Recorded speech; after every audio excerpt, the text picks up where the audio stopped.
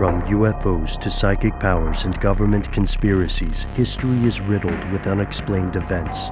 You can turn back now or learn the stuff they don't want you to know.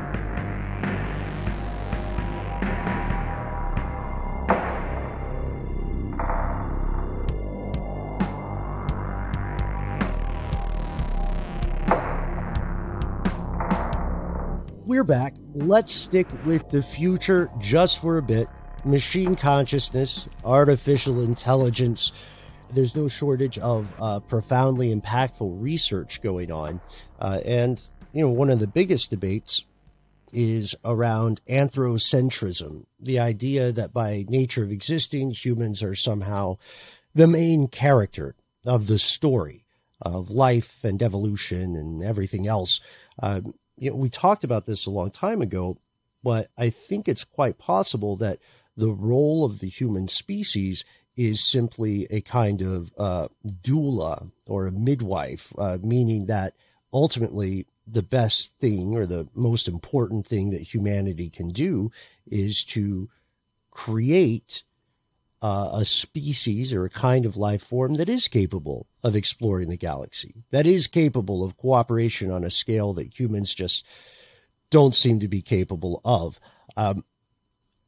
We also had a great discussion a while back about AI-generated scripts, stories, films, movies, songs, and pornography, if I recall. And the idea was like, ultimately, AI will just be, or machine consciousness will just be making this for itself or other forms of itself. And humans won't really be an important demographic in the audience.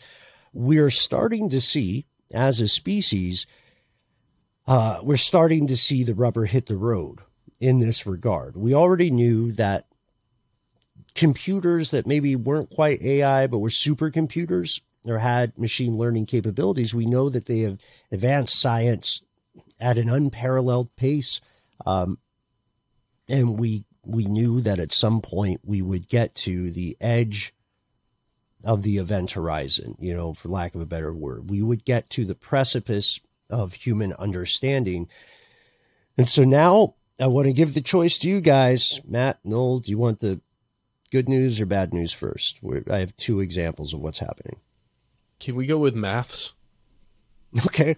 All right. We'll go with the... I don't know if that's the good news or the bad news, but I like the word maths. So it's the good news. It's the good news. So the good news is this. Artificial intelligence is discovering patterns in math that have never been seen before throughout the entirety of the human experience. No one, maybe somebody could have figured this stuff out, but the computer mind beat the meatbags to it. Science Alert had a great article that came out a few days ago by an author named David Neild, who noted that now we can, as a society, officially confirm that artificial intelligence is capable of not just proving mathematical theorems. There are mathematical theorems that have yet to be conclusively proven, but it can now suggest, it can conceive of mathematical theorems. Like it can think of the question to ask, if that makes sense. Now that is very counter to the ideas that Ada Lovelace put out, which was that a computer could only operate, Ada Lovelace being someone Ben and I have talked about on Ridiculous History, and she's come up on this show plenty of times, but that computers can only operate based on instructions programmed into them by humans. So this is not that, right? This is saying it can, an AI can actually come up with a theorem it's on its own or solve a theorem without being exactly guided through? That's the that's the edge of what we're getting at too. So mathematicians have been using computers to solve or discover patterns for decades and decades, and for a long time people have taken the Lovelace stance on current machine learning or AI, which is this, that yes, AI can solve problems that are too complex for humans, but you still need a human behind the cognitive wheel to define what the problem is and to define, like, ballpark what a solution would look like. That's like what they're saying is, like, without a human being, there's not a framework right? There's not a context. And this may not always be the case for now. So what we found is that computers are helping humans now formulate conjectures or suggest what they call possible lines of attack for unproven ideas in math. This also comes to us, by the way, from the University of Sydney in Australia. Australian listeners, you're featuring very heavy in this week's segment. And that was a quote from mathematician Geordie Williamson. This research demonstrates something called a supervised learning tool. And without getting too deep in the mathematical weeds, we are not pure mathematicians or studying mathematicians. What we can say is that this model, this application, this approach, this robotic mind or near electronic mind was able to discover a previously unknown relationship between two different types of mathematical knots, which led to a new theorem. They came up with a new idea about how the world works. And this can't be overstated. This is a benefit. This kind of pattern recognition, this kind of compare and contrast, it is enormously helpful to working human mathematicians. So that's the good news. And we will only see this trend accelerate.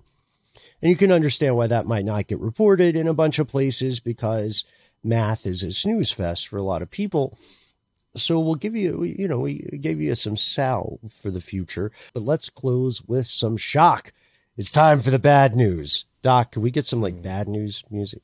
Artificial intelligence is not just able to put mathematicians in a John Henry moment. Now we have, for the first time, confirmed in China that artificial intelligence is able to build futuristic weapons at a level that humans may have been theoretically aware of, but not quite capable of creating. To be clear, the Chinese military and the U.S. military and any military that can afford it are already using some version of AI to build very powerful sci-fi stuff like railguns. Railguns are so cool. They can fire projectiles over hundreds of miles. But now an AI program has built what's called a Coil Gun. Have you guys heard of Coil Guns before? No, I know rail gun, but that's not what this is. Railgun is almost like it shoots. I'm thinking of the guns from the Doom games. Wasn't that one of those? What is a coil gun? Is it some sort of energy weapon? Yeah, a coil gun is similar to a railgun, and you could say it is a kind of energy weapon because it uses electromagnetic energy. Coil guns are a little bit distinct from railguns because of the direction of acceleration in a railgun versus a coil gun. But the main thing you need to know is that a coil gun is a little more dangerous because it can be soaked in polymer and fired underwater. And a railgun cannot, because it needs direct current going through the rails. This should be a little bit scary, because here's what it specifically invented. We know one of the drawbacks from railguns for a long time was the size, right? How do we miniaturize this? How do we get it to something that could be useful outside of a lab or a field test on a fake aircraft carrier, right in the middle of nowhere, China? They built one with the help of AI. These researchers built a coil gun that is the size of a handheld firearm. It is the size of a pistol. They built a future zapper. It's got a 4.5-inch barrel, and it has 3 battery-powered coils that create an electromagnetic field. And this means the bullet doesn't touch the sides of the barrel as it passes through. Its kinetic energy reaches almost 150 joules, which, just if you're keeping notes at home, that's more than twice the energy needed to fire a fatal shot. The bullet speed can vary depending on, the caliber, size of weight, etc. But this also means you can adjust the coil gun.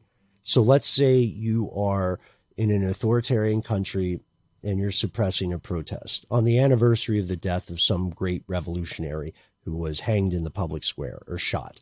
Well, then if you're the police force, this means that you can use a coil gun and you can dial up or dial down the energy of the projectiles you're firing. So it's not quite like zapping. It's not quite a Star Trek phaser. It still is a ballistic weapon. Like, it's shooting a physical thing at these protesters, but now they can turn it down a little bit and they can turn it up to lethal levels, which also, I just want to open the door here. That also means that someone could say, oh, I didn't know it was set at, I thought it was set for stun, for lack of a better word, you know? So that death can't be on me. Dude, I'm Ben. I got a little carried away looking at coil guns because it's a brand new concept for me, and it's absolutely astonishing. Looking at some of the previous uses for this technology that NASA wanted to explore, I guess, with launching things into space and launching things from the moon back to Earth. There's some, this is crazy. I never thought about this. Using essentially railgun technology, but with a specific design to launch things with enough force to get out of the atmosphere. And now I'm imagining AI like getting involved with like stuff at that scale. Yes. Yeah, that's where it should be. That's where it should be pointed instead of creating these sorts of firearms, debatably. But also, we got to point out, like, all right, why AI? What do they do exactly? Well, they figured out things that humans cannot figure out.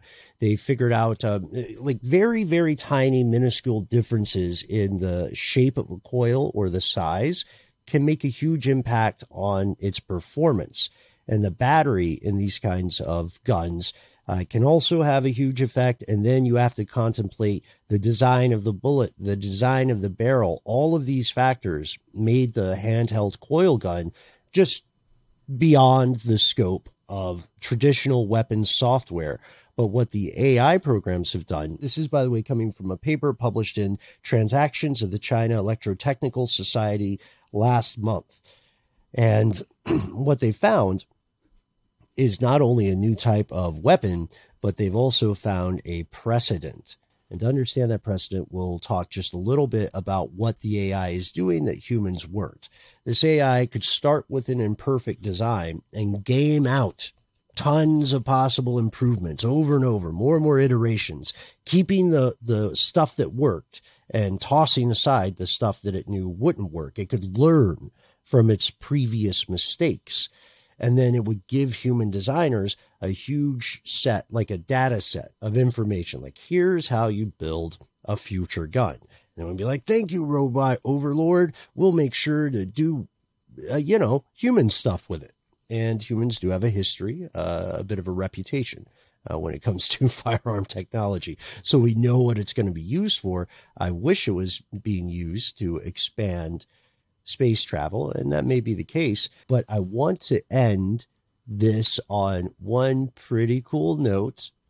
I know that this is for some of this is for a particular set of people in our crowd today, and I didn't know if you guys were aware of this. I wasn't aware, but to my good friend Flavored Meal Substance on Instagram, dude, you can buy a you can buy a coil gun. The US GR1 Anvil from Arc Flash Labs. That's the one you want to get. And if you look at the South China Morning Post article, where I'm pulling some of this firearm information, I just posted it in the chat. If you scroll down, you can see the Anvil itself, and it looks kind of like a Nerf gun. Yep. We call it a Gauss rifle. Yes. I've seen them called that in video games too. I immediately brought up Quake and Doom because that's kind of where I always originally heard the term railgun, and then I confused it with a nail gun, of course, because that also was a gun in those games. But they're very popular in like games like Gears of War, and I think even in Fortnite and stuff like that. Mm-hmm. You can buy this again.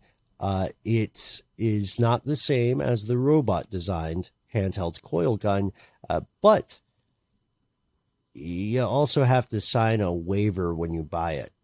There's a tidbit there's a little thing on the website for the manufacturer that says full liability waiver must be signed by end user prior to shipment. So before they even send it to you, you're saying, hey, if I die or somebody else dies or something goes sideways, it's officially not your fault. I kind of want to get one. Anyway, we'll pause for a word from our sponsor.